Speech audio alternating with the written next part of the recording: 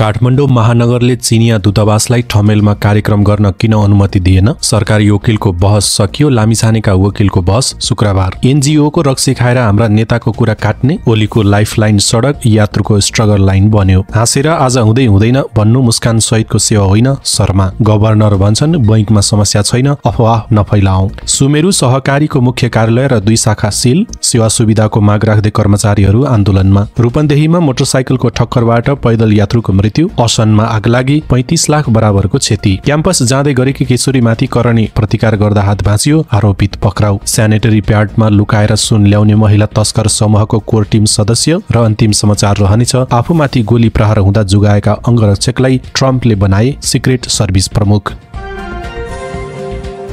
दर्शकबिन नमस्कार, फरक अनलाइन समाचारमा स्वागत छ। म हुँ उछार गरे। तपाईँ यो समाचार कहाँबाट सुन्दै हुनुहुन्छ कृपया आफू रहेको स्थानको नाम कमेन्ट बक्समा लेखिदिनुहोला। यदि तपाईँ नयाँ हुनुहुन्छ भने हाम्रो च्यानललाई सब्स्क्राइब पनि गर्नुहोला। हाम्रो मेहनतका लागि एक लाइक अवश्य गर्नुहोला। अब लागौँ समाचार विस्तारतर्फ।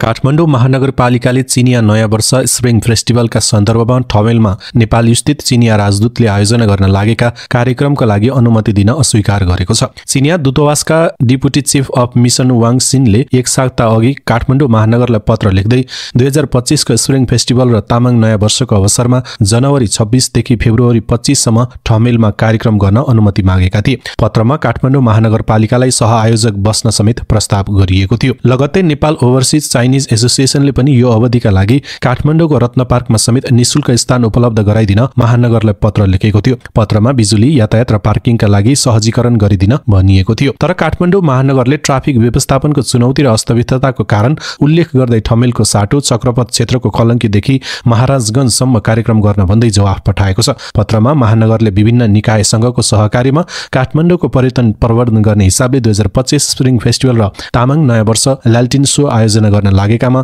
धन्यवाद दिँदै स्थान परिवर्तन गरेर अन्यत्र कार्यक्रम गर्न सुझाएको छ। अघिल्ला वर्षहरूमा पनि चिनिया दूतावास आयोजक भएर गरिने सो कार्यक्रममा काठमाडौँ महानगरपालिका सहआयोजक हुने गरेको थियो। तर यसपटक अनुमति नदिनुका पछाडि बाहिरी चक्रपथ क्षेत्रको सडक विस्तारमा चिनिया कम्पनीले गरेको ढिलासुस्ती कारण रहेको मेयर बालिन शाहको सचिवालय स्रोतले जनाएको छ। कलङ्कीदेखि महाराजगञ्जसम्मको क्षेत्रमा अस्तव्यस्त रहेको सडकका कारण सिङ्गो राजधानी नै धुलाम्मे भएको छ। यस्तोमा उहाँहरूलाई पनि त्यहाँको स्थिति थाहा होस् भन्ने हिसाबले यस्तो जवाफ गएको हो, स्रोतले बताएको छ। चिनिया कम्पनीका कारण समस्या भएको विषयमा सधैँ गुनासो भइरहने तर समाधान नभएकाले सांकेतिक विरोध गर्न समेत खोजिएको बताएको छ। चिनिया दूतावासले पठाएको पत्रमा जनवरी 26 देखि डिसेम्बर 31 सम्म ठमेल लाइट अफ 2025 कार्यक्रम अन्तर्गत 300 भन्दा बढी रातो लालटिन राखेर ठमेलका सडकहरू सिंगारिने समेत भनिएको थियो। त्यस बापतको शुल्क नेपाल स्थित चिनिया दूतावास र नेपाल ओभरसिज चाइनिज एसोसिएसनले गर्ने भनिएको थियो।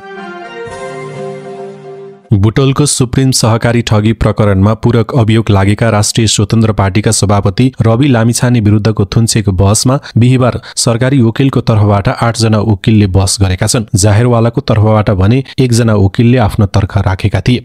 सरकारी वकिलको तर्फबाट बहस बिहिबार नै सकिएको छ भने शुक्रबार जाहेरवालाको तर्फबाट 1 जना वकिलले बहस गर्नेछन्। त्यसपछि लामिछानेका वकिलहरूले आफ्नो तर्क प्रस्तुत गर्नेछन्। जिल्ला अदालत रूपन्देहीका रजिस्ट्रार यज्ञमूर्ति ग्यावालीका अनुसार शुक्रबार नै एक बहस टुङ्ग्याउने तयारी छ। गोर्खा मिडिया नेटवर्क मार्फत बुटोलको सुप्रिम सहकारीको बचत अपचलन सम्बन्धी प्रकरणमा रवि लामिछाने लगायत 22 जना विरुद्ध सहकारी ठगी र संगठित अपराधको मुद्दा जिल्ला अदालत रूपन्देहीमा दर्ता गरिएको छ।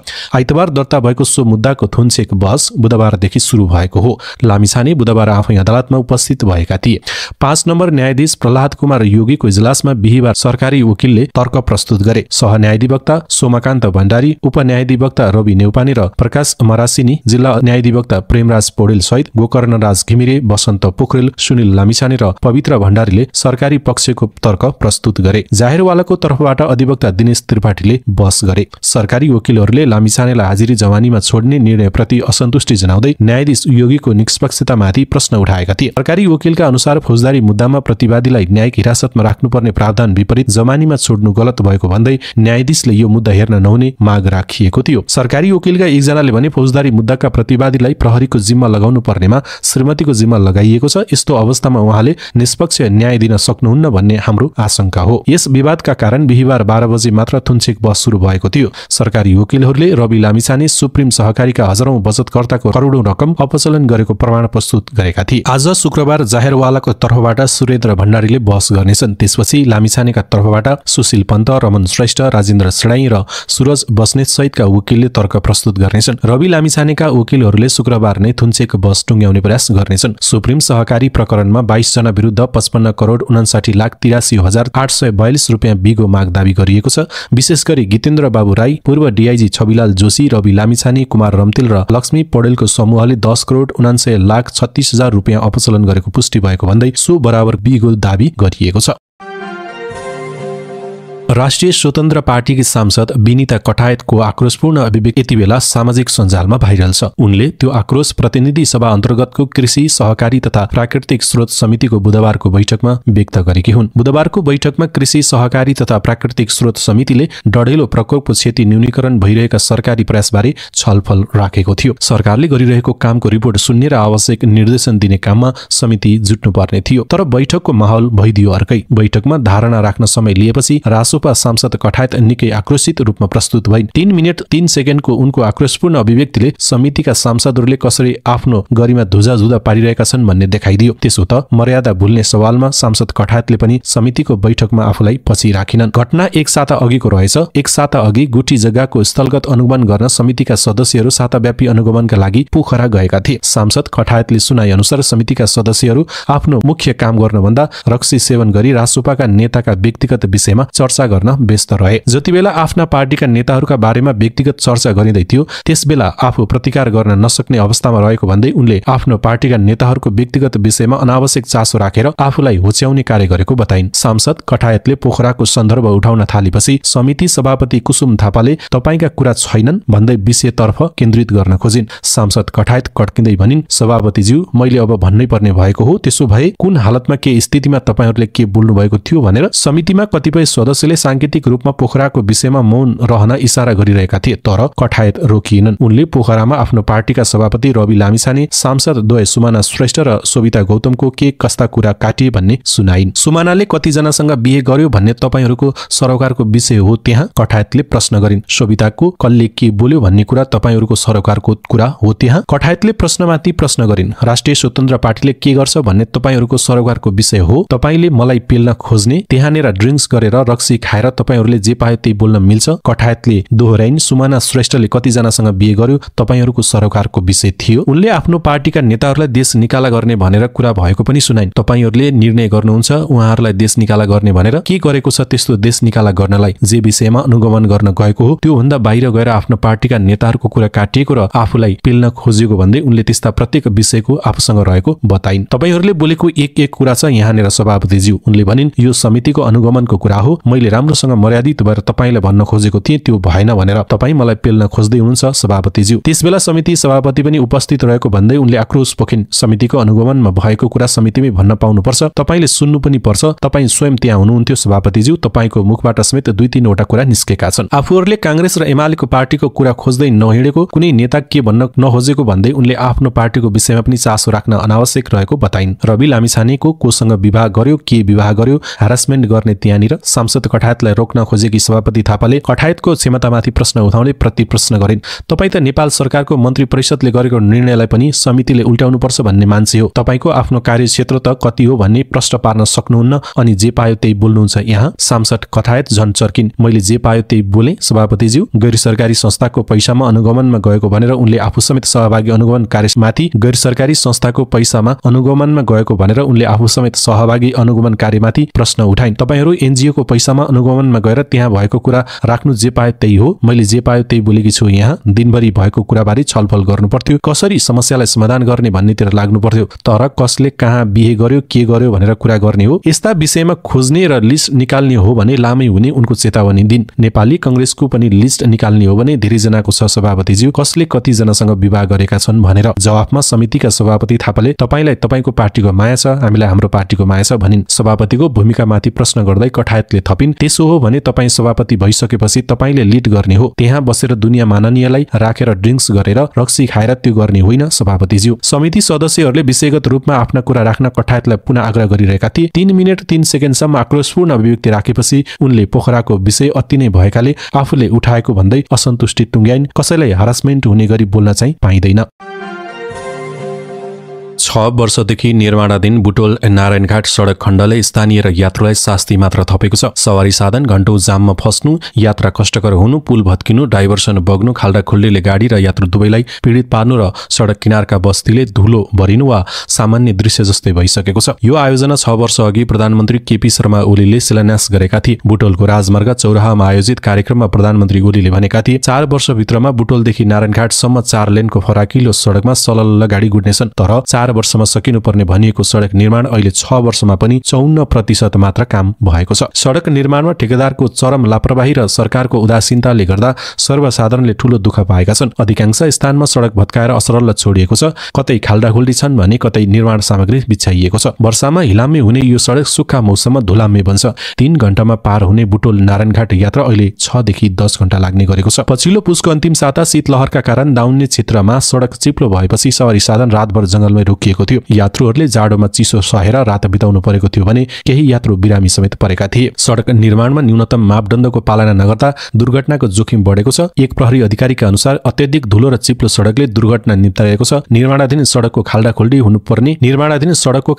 पुर्नु र ग्राभेल राख्नाले सडक सजिलो हुन्थ्यो, तर त्यसो गरिएको छैन। डिभिजन सडक कार्यालय बुटोलका एक अधिकारीले बताए। सडक निर्माण सम्झौता अनुसार सवारी आगमन सहज बनाउन आवश्यक मापदण्ड अपनाउनु पर्ने प्रावधान भए पनि ठेकेदारले सुरुदेखि नै लापरवाही गरेको स्थानीय प्रशासनको गुनासो छ। 2075 साल माघमा ठेक्का सम्झौता भएको यो आयोजनाले 2079 साल साउनसम्म निर्माण पूरा गर्ने लक्ष्य राखेको थियो। तर ठेकेदार चाइना स्टेट कन्स्ट्रक्सन इन्जिनियरिङ कर्पोरेसनले विभिन्न बहानामा म्याद थप्दै आएको छ। हालसम्म 3 पटक म्याद थपिएकोमा तेस्रो पटक थपिएको म्याद सकिन अब 6 महिना मात्र बाँकी छ। ठेकेदारले म्याद थप गरेपछि 6 महिना काम नगरी बसेर पुस महिनाको अन्तिमदेखि मात्र काम थालेको हो। यही गतिमा काम भए पनि आगामी 6 महिनामा सबै काम नसकिने भए पनि एकतर्फी कालोपत्रे सकिन्छ। आयोजनाका सूचना अधिकारी बेचन कुमार भण्डारीले जानकारी दिए। हाल आयोजनाको पश्चिम र पूर्व खण्डमा कालोपत्रे गर्ने, पुल र कल्भर्ट बनाउने, दाउन्ने क्षेत्रमा पहाड काट्ने लगायतका काम तीव्र गतिमा भइरहेको निर्माण कम्पनीले जनाएको छ। तर ठेकेदारको विगत हेर्दा यसपटकको काम पनि अधुरै रहने आशंका भने कायम छ।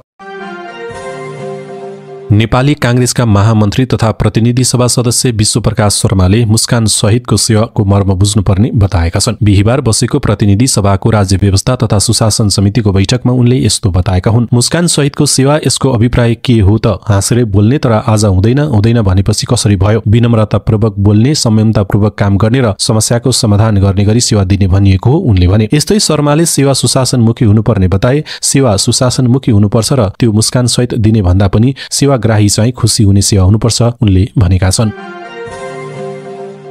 नेपाल राष्ट्र बैंकका गभर्नर महाप्रसाद अधिकारीले बैंकहरूमा समस्या नरहेको बताएका छन्। बिहिबार राष्ट्रिय वाणिज्य बैंकको 60औं वार्षिक साधारण सभाको समारोहलाई सम्बोधन गर्दै उनले यस्तो बताएका हुन्। राष्ट्र बैंकले नियमन गर्ने कुनै पनि बैंक तथा वित्तीय संस्था समस्यामा नपरेको जिकिर गर्दै उनले भने सधैँ उस्तै भन्ने हुँदैन। कहिलेकाहीँ कुनै बैंक वा वित्तीय संस्थामा समस्या देखिन सक्छ, तर यसले सबै बैंक समस्यामा छन् भन्ने बुझाउँदैन, अफवाहमा लाग्नु भएन। यस्तै गभर्नर अधिकारीले बैंक तथा वित्तीय संस्थाहरूमा हाल कर्जा असुलीमा समस्या देखिए पनि सो समस्या दीर्घकालीन हुने बताएका छन्। समस्याग्रस्त Sumeru saving and credit cooperative लिमिटेडका 3 कार्यालय सील गरिएका छन्। बागमती प्रदेश सरकारको सहकारी व्यवस्थापन कार्यालय काठमाडौँको टोलीले ललितपुरमा रहेको सुमेरु सेभिङको मुख्य कार्यालय सहित 2 शाखामा बिहिबार सील गरेको हो। सरकारले गत पुस 28 गते उक्त सहकारीलाई समस्याग्रस्त घोषणा गरेको थियो। समस्याग्रस्त सहकारी व्यवस्थापन कार्यालय काठमाडौँका प्रमुख महेश आचार्यका अनुसार ललितपुरको पुलचोकमा रहेको मुख्य कार्यालय तथा धापाखेल र गट्टाघरमा रहेको शाखा कार्यालयमा सील गरिएको हो। गत माघ 8 गते खाता रोक्का गरिएको उक्त सहकारीको व्यवस्थापनका लागि छिट्टै थप प्रक्रिया अघि बढाइने आचार्यले बताए। सहकारीका सञ्चालकहरूसँग छलफल गरी सम्बन्धित सबैको खाता रोक्का गरिने उनले बताएका छन्। समस्याग्रस्त घोषणा गरिएको भए पनि काठमाडौँ, ललितपुर र काभ्रेमा सुमेरु सहकारी रहेको बताउँदै प्रमुख आचार्यले ललितपुर र काठमाडौँको सुमेरु सहकारीले एकीकरणको सम्झौता समेत गरेकाले सील गर्न समस्या भएको जानकारी दिए।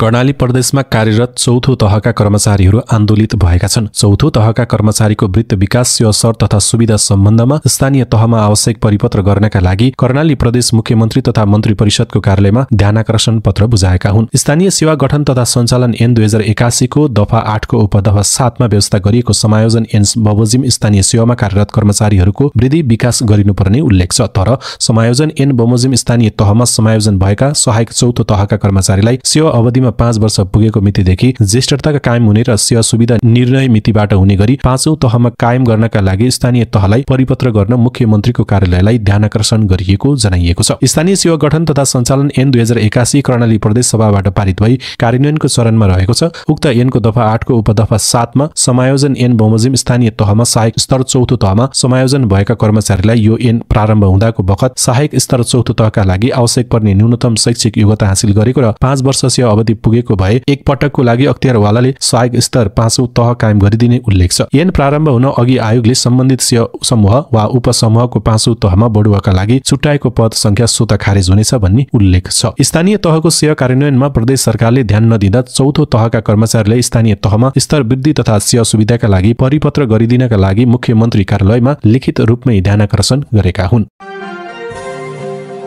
रूपन्देहीमा मोटरसाइकलको ठक्करबाट एक पैदल यात्रुको मृत्यु भएको छ। बुटोल उपमहानगरपालिका 12 तामनगर स्थित सडकमा लु 93 प 937 नम्बरको मोटरसाइकलको ठक्करबाट पैदल यात्री सोही ठाउँ बस्ने 65 वर्षीय दुर्गा बहादुर थापाको मृत्यु भएको हो। मोटरसाइकलले बुधबार बेलुकी ठक्कर दिँदा गम्भीर घाइते भएका उनको चौराहा अस्पतालमा थप उपचारको क्रममा बिहीबार दिउँसो मृत्यु भएको प्रहरीले जनाएको छ। प्रहरीले मोटरसाइकल चालकलाई नियन्त्रणमा लिई दुर्घटनाका सम्बन्धमा आवश्यक अनुसन्धान गरिरहेको छ। काठमाडौँ महानगरपालिका वडा नम्बर 27 असनको अन्नपूर्ण मन्दिर नजिकैको एक घरमा आगलागी हुँदा 35 लाख बराबरको क्षति भएको जिल्ला प्रहरी परिसर काठमाडौँले जनाएको छ। बिहीबार दिउँसो अनसन स्थित सुनिल तुलाधरको 5 तले पक्की घरको भुइँ तलामा रहेको विद्युतीय सामान तथा भाँडाको गोदाममा सटर वेल्डिङका क्रममा विद्युतको तार सर्ट भई आगलागी भएको परिसरका प्रहरी नायब उपरीक्षक एवं प्रवक्ता पूर्णिमा कुमारी चन्दले जानकारी दिए। घटनास्थलमा परिसरबाट प्रहरी नायब उपरीक्षक रुकेश तन्डुकारको कमानमा गएको 15 जना टोली र जुद्ध बारुण न्यू रोडको 2 वटा बारुण यन्त्र र ललितपुरको एक गरी 3 वटा दमकलको सहयोगमा आगो निभाइएको उनले बताए। आगलागीबाट कुनै मानवीय क्षति भने नभएको परिसरले जनाएको छ। विद्यालय जाँदै गरेकी 17 वर्षीय किशोरीलाई बलात्कार गरेको आरोपमा प्रहरीले एक किशोरलाई पक्राउ गरेको छ। बुधबार बिहान करिब 5:45 बजेको समयमा विद्यालय गइरहेकी 17 वर्षीय किशोरीलाई ती किशोरले सप्तरीको विष्णुपुर गाउँपालिका 7 स्थित कोशी पश्चिमी नहरको दक्षिण क्षेत्रमा बलात्कार गरेको प्रहरीको भनाइ छ। बलात्कार आरोपमा विष्णुपुर 19 वर्षीय अकलेश कुमार मण्डललाई पक्राउ गरी कारबाही अगाडि बढाइएको सप्तरी प्रहरी प्रवक्ता डीएसपी जितेन्द्र कुमार बस्नेतले जानकारी दिए। बलात्कारको प्रतिकार गर्ने क्रममा किशोरीको बायाँ हात भाँचिएको छ भने शरीरका विभिन्न भागमा चोटको नीलडाम समेत रहेको डीएसपी बस्नेतले जानकारी दिए। दैनिक झै बिहान 5 बजे साइकलमा कलेज जाँदै गर्दा मजाउ टोलबाट पूर्व साइफन पुल नजिकैको एकान्त स्थानमा आरोपी मण्डलले रोक्ने प्रयास गर्ने गरेको पीडित किशोरीले बताइन्। बलात्कारको समयमा समेत प्रतिकार गर्दा हात भाँचिएको उनले प्रहरीलाई बयान दिएकी छिन्। कक्षा 11 मा पढ्ने किशोरीकै जाहेरीका आधारमा आरोपी अकलेश कुमारलाई पक्राउ गरिएको डीएसपी बस्नेतले बताए। आरोपित अकलेशलाई बिहीबार सप्तरी जिल्ला अदालतबाट 10 दिनको अनुमति लिएर थप अनुसन्धान सुरु गरेको बस्नेतले जानकारी दिए। दुबईबाट सेनिटरी प्याडमा लुकाएर आधा किलो सुन ल्याउने महिला भरिया रहेको खुलेको छ। प्रहरी अनुसन्धानबाट ती महिला सुनधनी नभएर भरिया रहेको खुलेको हो। ती महिलाले ल्याएको आधा किलो सुन लुटपाटको आरोपमा 3 जनालाई पक्राउ गरेर अनुसन्धान थालेको 20 दिन भएको छ। अनुसन्धानका लागि 40 दिनको हदम्याद भएकाले अबको 1 महिनापछि प्रहरीले अनुसन्धान प्रतिवेदन जिल्ला सरकारी वकिलको कार्यालय भक्तपुरमा बुझाउनेछ। यसबीचमा प्रहरीले सेनिटरी प्याडमा सुन लुकाएर ल्याउने महिलाको पहिचान गर्न सफल भएको हो। 19 पुसमा काठमाडौँ उपत्यका अपराध अनुसन्धान कार्यालयको टोलीले एक महिलाले दुबईबाट सेनिटरी प्याडमा लुकाएर ल्याएको करिब आधा किलो सुन लुटपाट गरेको आरोपमा 3 जनालाई पक्राउ गरेको थियो। त्यतिबेला नुवाकोटको पञ्चगन्ना गाउँपालिका 1 घरभई काठमाडौँ टोखा नगरपालिका 1 झोर बस्ने 26 वर्षीय सुजन नेपाली, सिन्धुपाल्चोकको चौतारा सागाचोक गढी नगरपालिका 3 घरभई काठमाडौँ गोकर्णेश्वर बस्ने 32 वर्षीय अनिता तामाङ भनिने मिनसाङ लामा तामाङ र काभ्रेको तेमाल गाउँपालिका 1 घरभई काठमाडौँ महानगरपालिका 6 बस्ने 22 वर्षीय लाल बहादुर तामाङ पक्राउ परेका थिए। उनीहरू विरुद्ध जिल्ला प्रहरी परिसर भक्तपुरले अनुसन्धान गरी गरिरहेको छ। परिसर भक्तपुरका एसपी माधव प्रसाद बुढाथोकीले उनीहरू विरुद्ध ठगी, संगठित अपराध र भन्सार छली लगायतका कसुरमा अनुसन्धान भइरहेको बताएको छ। अनुसन्धानमा खटिएका एक अधिकृतका अनुसार सुन ल्याउने व्यक्ति काभ्रे घर भएकी एक महिला हुन्। सुन ल्याउने महिलालाई हामीले पहिचान गरेका छौं। उनी पक्राउ पर्न बाँकी नै रहेकाले उनको परिचय सार्वजनिक गर्न मिल्दैन, ती अधिकारीले भने। हाल फरार रहेकी काभ्रेकी महिलाले 14 पुसमा दुबईबाट सुन लिएर आएकी थिइन्। दिउँसो 2:30 बजे फ्लाइ दुबईको विमानबाट त्रिभुवन अन्तर्राष्ट्रिय विमानस्थल ओर्लिएकी ती महिला विमानस्थलको सुरक्षा जाँच पास गर्दै बाहिरिएकी थिइन्। त्यसपछि ट्याक्सीमा जाँदै गर्दा सानो टिमी पुगेपछि प्याडमा लुकाइएको 436.10 ग्राम सुन लुटिएको थियो। सुन ल्याउने ती महिला भरिया भएको प्रहरीको निष्कर्ष छ। तर भरिया भए पनि उनी सुन तस्कर समूहको कोर टिमकी सदस्य रहेको सोही अनुसन्धानमा खटिएका अर्का अधिकृत बताउँछन्। काम गर्न विदेश गएर फर्कन लागेकालाई तस्करले भरिया बनाउने गरेको देखिन्छ। त्यस्ता व्यक्तिलाई प्रयोग गरेर तस्कर समूहले सामान्य रिङ तथा बालाको रूपमा 15-20 ग्रामको दरमा सुन ल्याउने गरेको देखिन्छ। ती अधिकृत भन्छन्। तर गुप्ताङ्गमै लुकाएर दुबईदेखि आधा किलो सुन ल्याउनुले उनी सुन तस्कर रहेको कोर टिमको सदस्य रहेको बुझिन्छ। हामीले उनीमाथि अनुसन्धान गर्दा ती महिला सुन तस्करी बारे जानकार रहेको देखिन्छ। भरियाको बारेमा पहिचान गरेर पनि प्रहरीले धनी को हुन् भन्ने बारे यकिन पहिचान गर्न सकेको छैन। सुनको सुरुवाती अनुसन्धान गरेका काठमाडौँ उपत्यका अपराध अनुसन्धान कार्यालयका एसपी काजी कुमार आचार्यका अनुसार थप अनुसन्धान गरिरहेको परिसरले धनी पत्ता लगाएको हुन सक्छ। तर परिसरका एसपी बुढाथोकीले भने मुख्य भरिया अहिलेसम्म पक्राउ नपरेकाले सुन धनी पत्ता लगाउन गाह्रो भएको बताएका छन्। सुन भरिया अहिलेसम्म फरार छिन्। उनी पक्राउ नपरी यसका धनी पत्ता लगाउन सक्ने अवस्था छैन, एसपी बुढाथोकीले भने। तस्करीको आधा किलो सुन लुटिए पनि कसैले पनि यस विरुद्ध उजुरी दिएका छैनन्, जसकारण प्रहरीले अहिले सुन भरिया र सुन धनीको खोजी जारी राखेको छ। यता लुटपाटको आरोप पक्राउ परेकाहरूबाट प्रहरीले मोबाइल समेत बरामद गर्न सकेको छैन। उनीहरू पक्राउ परेपछि थप अनुसन्धान गर्दा अहिलेसम्म पनि मोबाइल फेला पर्न नसकेको प्रहरीको भनाइ छ। पक्राउ परेकाहरूबाट मोबाइल समेत बरामद नहुनु र भरिया समेत पक्राउ नपर्दा दुबईबाट यो सुन कसले पठाएको थियो र कहाँ पुर्याउन खोजिएको भन्ने बारे खुल्न बाँकी छ। सुन लुटपाट आरोपमा पक्राउ परेकाहरूको दुबईबाट सुन पठाउने तस्कर समूहसँग कनेक्सन भएको हुन सक्ने आशंका प्रहरीको छ। सुन ल्याएकी महिला भरिया हुन्। उनी अहिलेसम्म बेपत्ता छिन्। लुटपाट पनि शंकास्पद देखिन्छ। एक प्रहरी अधिकारीले भने लुटपाटमा संलग्न व्यक्ति दुबईबाट सुन पठाउने तस्करको बारेमा जानकार हुनुपर्छ। अहिले यी दुवै कोणबाट हामीले अनुसन्धान गरिरहेका छौं। लुटपाट आरोपमा पक्राउ परेका मध्ये सुजन नेपाली पूर्व प्रहरी हुन्। उनले प्रहरीकै परिचय पत्र देखाएर सीआईबी को प्रहरी भन्दै सुन लुटपाट गरेका थिए। उनै नेपालीले सडकमा ड्युटी खटिएको प्रहरीलाई प्रयोग गरेर ती महिला सवार ट्याक्सी रोक्न लगाएका थिए। त्यसपछि सुन लुटपाट भएको थियो। नेपालीले 3 महिना अघि मात्रै प्रहरी जवान पदबाट राजीनामा दिएका थिए। सुन महिलाले स्यानिटरी प्याडमा लुकाएर ल्याएको हुनाले प्रहरीको विश्वास दिलाउनका लागि उनीहरूले महिलाको समेत प्रयोग गरेर लुटपाट गरिएको खुलेको छ। पक्राउ परेकी अनिताले महिला प्रहरीको भूमिका निभाएकी थिइन्। सुन लुटपाट आरोपमा फरार रहेका 2 जना पनि अहिलेसम्म पक्राउ पर्न सकेका छैनन्। फरार रहेका 2 जनाले हाल पक्राउ परेका 3 जनालाई प्रयोग गरेर सुन लुटिएको खुलेको छ। लुट्न लगाउने 2 जनाको पहिचान भए पनि पक्राउ पर्न भने बाँकी नै रहेको प्रहरीको भनाइ छ।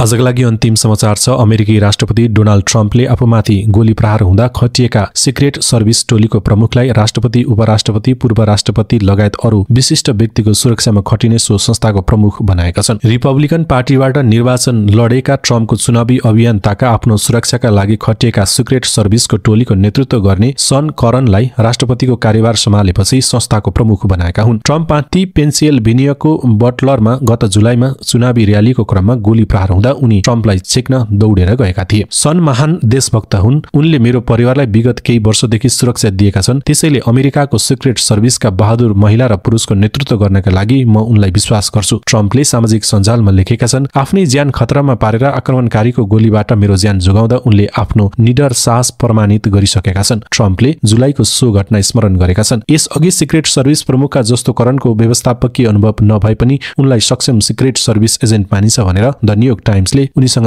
काम गरेका पूर्व एजेन्टहरूलाई उद्धृत गर्दै लेखेको छ। पेन्सिल्भेनिया राज्यका 20 वर्षीय थोमस म्याथ्यू कुकले ट्रम्पमाथि गोली चलाएका थिए। ट्रम्पले चुनावी सभालाई सम्बोधन गरिरहेको स्थलबाट 400 फिट उत्तरतर्फ रहेको सानो भवनको छतबाट उनले गोली चलाएका थिए। ट्रम्पको दायाँ कानलाई छोएर 1 गोली लागेको थियो। क्रुकले 8 गोली प्रहार गरे पनि करन लगायतका सिक्रेट सर्भिस एजेन्टले त्यसपछि उनलाई छेकेर जोगाएका थिए। सेप्टेम्बरमा फेरि ट्रम्पको हत्या प्रयास भएको थियो। फ्लोरिडाको आफ्नो गल्फ कोर्समा गल्फ खेलिरहेको समयमा उनीमाथि आक्रमण आक्रमणको प्रयास भएको थियो। उनी गल्फ खेल्ने क्रममा पुग्ने ठाउँमा 58 वर्षीय रायन वेस्ली रुथ बन्दुकको निशाना लगाएर कुरेर बसेका थिए। जुलाईमा भएको हत्या प्रयासपछि सुरक्षा व्यवस्था कडा पारिएको थियो। एक सिक्रेट सर्भिस एजेन्टले ट्रम्प खेल्दै अघि बढ्ने स्थान निहाल्दै जाँदा रुथको राइफलको नाल देखेका थिए। सिक्रेट सर्भिस एजेन्टले त्यसपछि गोली प्रहार गरेपछि भागेका रुथलाई पछि गिरफ्तार गरिएको थियो। सिक्रेट सर्भिसको स्थापना सन् 1865 मा अर्थ मन्त्रालयको अङ्गको रूपमा भएको थियो। सो संस्था त्यतिबेला नक्कली नोट, चोरी पैठारी लगायत ठगीको नियन्त्रण गर्न खटिन्थ्यो। रिपब्लिकन पार्टीबाट निर्वाचित तत्कालीन राष्ट्रपति विलियम मैकिन्लीको 1901 मा गोली हानी हत्या भएपछि यसले राष्ट्रपतिको सुरक्षाको जिम्मेवारी पायो। त्यसपछि Theodore Roosevelt 1933, John F Kennedy 1963 र रोनाल्ड रेगन 1981 सहित 3 बहालवाला राष्ट्रपतिमाथि गोली प्रहार भएको छ। त्यसमध्ये केनेडीको मृत्यु भएको थियो भने रूजवेल्ट र रेगन गम्भीर घाइते भएका थिए। सन् 1975 मा तत्कालीन राष्ट्रपति जेराल्ड फोर्डमाथि एक बन्दुकधारीले गोली प्रहार गर्दा गोली केही इन्च परबाट गएको थियो।